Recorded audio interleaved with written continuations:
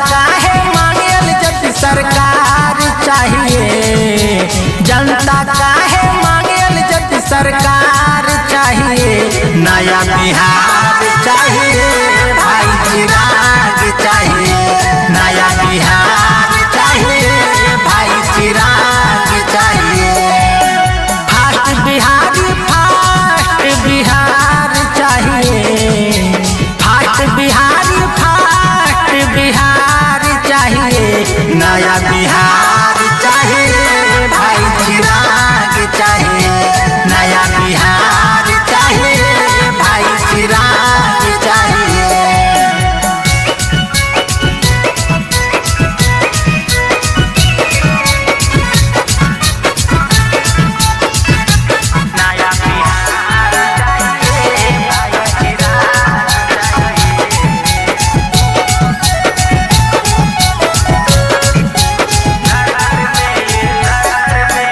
घर घर में ये गूंज रहा है नाम भाई चिराग का।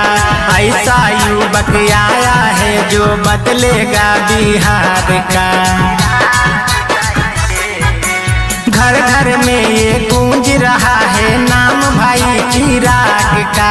ऐसा युवक आया है जो बदलेगा बिहार का। ना ही जंगल राज सुशासन राज चाहिए, ना ही जंगल राज सुशासन राज चाहिए। नया बिहार चाहिए भाई चिराग चाहिए, नया बिहार चाहिए भाई चिराग चाहिए।